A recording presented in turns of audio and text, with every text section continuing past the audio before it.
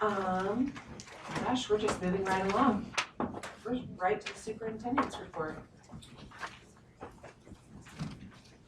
Thank you. Earlier today, She tells you to put your hands up, don't do it. Don't, it's just a joke, it's a trick. Just to that point, we have a lot of these things have been put into place. We've trained our SRO officers beginning of the school year.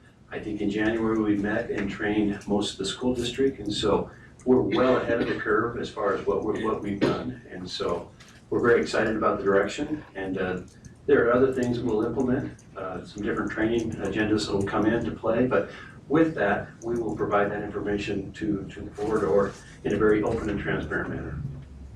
And Chief, can I just say, you know, when we started this process, I was a bit critical of the police and their role, and then I was grateful the SROs were willing to call me and kind of straighten me out, and I spent time with some of them in the schools and really came away with a whole different perspective and just saw that they were kind of in a vice, if you will, on conflicting instructions or understanding their roles and stuff. And as we work through this with various people, and I think you were in a couple meetings, you know, that's what I think we got out of it, that, you know, this is going to bring into focus a little more, you know, not put them in such a between a rock and a hard place on what they're supposed to be doing. And at the same time, I think as we go along, you know, we'll help administrators and we all just get on the same page with this. So I appreciate your help in this process and looking forward to implementing this so that we can all understand each other's roles in this. Well, thank you, Michael. I think we're on a very good path to push forward with a lot of these things, so thank you.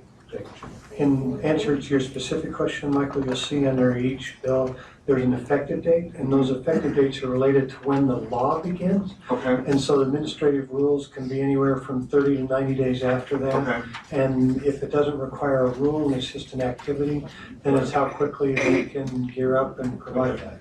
So, but like in this one, it asks for like a contract to be done between the law enforcement agency and the district, and that would be approved by the board. So do you have a timetable on when that would happen?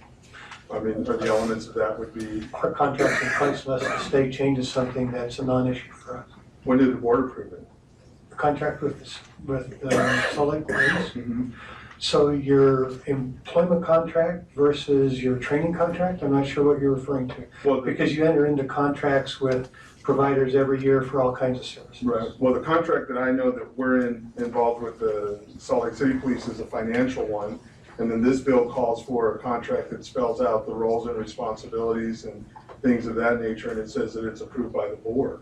And so that's when I'm asking, when do you anticipate that happening? Not knowing how they're interpreting that, again, I believe you've already done that, because approved by the board would mean, does your policy align with the state rule, and are the activities then aligned with the policy? So let's find out what the state plans on doing with that, and we'll get back to you. Okay, thank you. The only other item related to new laws and policy reviews, so your policy review schedule will likely gear up, obviously, and get ready for next year, depending on any changes that occur here, was just a comment about the governor's vetoes.